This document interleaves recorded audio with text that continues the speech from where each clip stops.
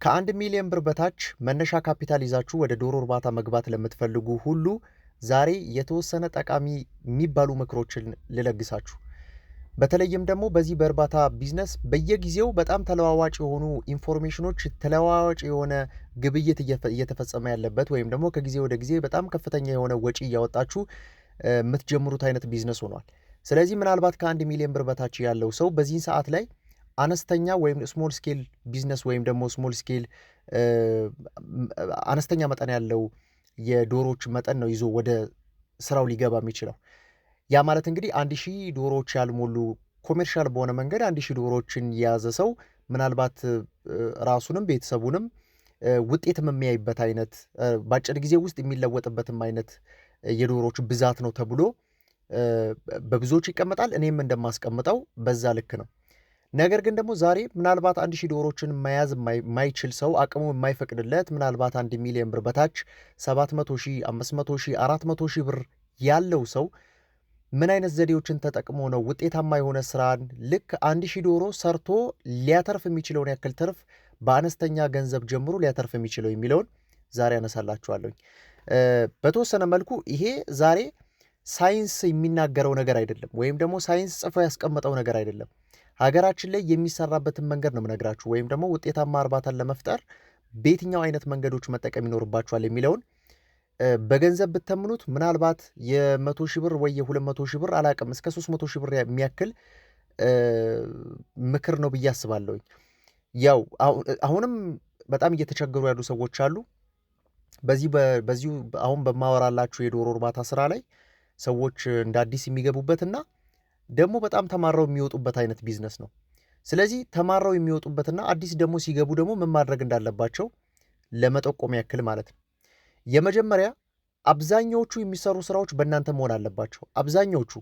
አብዛኛዎቹ ይህንን ከቅርብ ጊዜ ወዲህ ነው በጣም እየተረዳሁት የመጣሁትና ስራው ላይ በመቆየቴ ምክንያት ወይም ደግሞ ከዶሮች ጋር የማሳልፋቸው ጊዜያቶች ከብዙ አይነት ኪሳራዎች ታድጎኛል።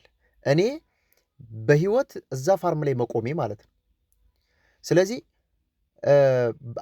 አብዛኛውን ነገር በእናንተ መሸፈን መቻል አለበት። ለምሳሌ ሰራተኛ ልትቀጥሩ ትችላላችሁ። ምናልባት አቅመ ደካሞች ልትሆኑ ትችላላችሁ።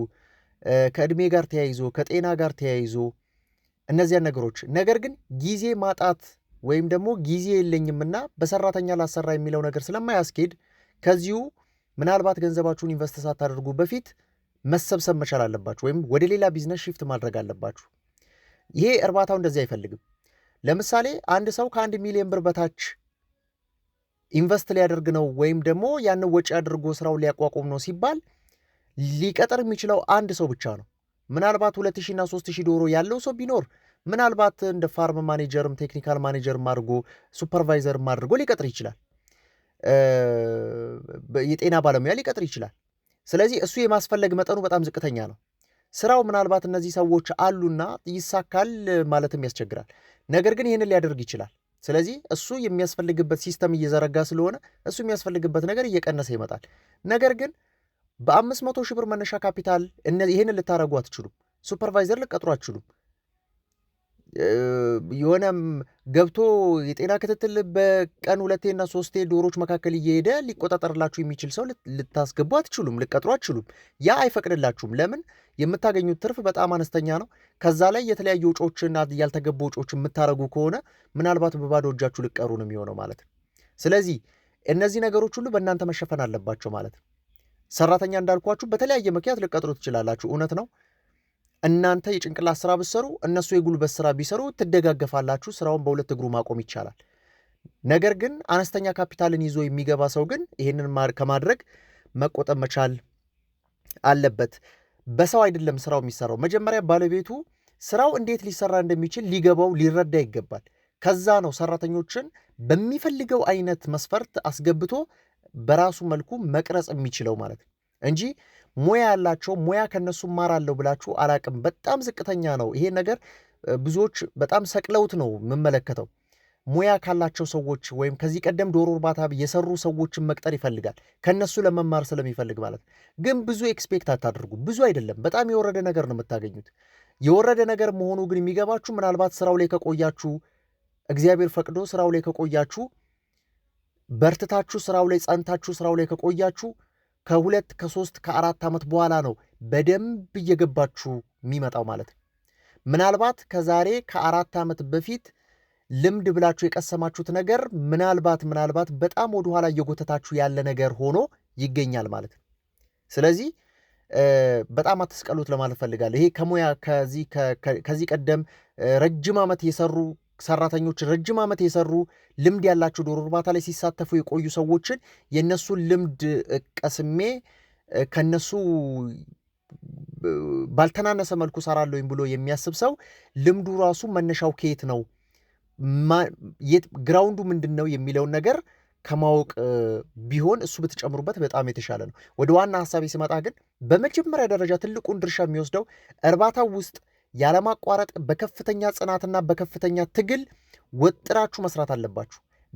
ቢያንስ የመጀመሪያዎቹ ሪተርን ኢንቨስትመንት እስክትመጣ ድረስ ባለው የመጀመሪያ ኢንቨስት ያደረጋችሁት ኢኒሻል ካፒታላችሁ መልሶ የራሱን ካፒታል እስኪመልስ ድረስ ባለው ወለም ዘለም ሳትሉ ወጥራችሁ መስራት ያለባችሁ የመጀመሪያው ባች ላይ ነው።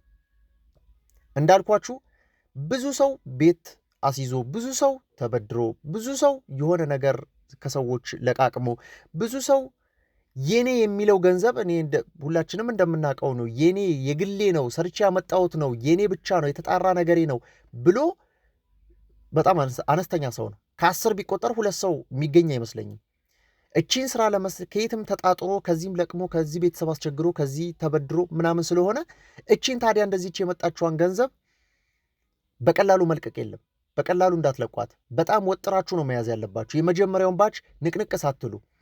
ታዲያ ይህንን የምነግራችሁ ብዙ ደግሞ አልጋ በአልጋ ይሆንላችኋል እያልኳችሁ አይደለም። ጽናታችሁን የሚፈትናችሁ ነገሮች ይኖራሉ። ስራው ሲፈትናችሁ ታዩታላችሁ። ታዲያ ይሄ በሆነበት ሰዓት ስራው ሊገባችሁ እንደሆነ በቃ የሆነ ስራው ምንድነው እየታገላችሁ ነው፣ የሆነ ነገር ሊያስተምራችሁ እየፈለገ ነው ማለት ነው። ስለዚህ በዚሁ አጋጣሚ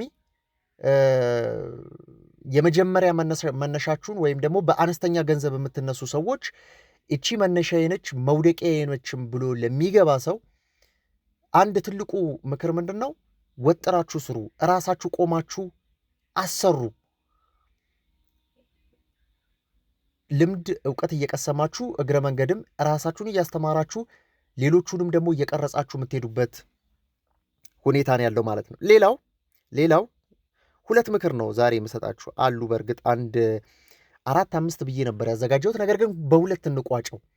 2ቱኑ በደንብ ላብራራላችሁና ሐሳቤን ልግለጽና ምናልባት የተረዳችሁበትን መንገድ ኮመንት ላይ ተገልጹልኛላችሁ። ምንድነው ትልልቅ ቤት በመገንባት ደግሞ ጊዜያችሁንም ገንዘባችሁንም ስራችሁንም አታቀጭጩት።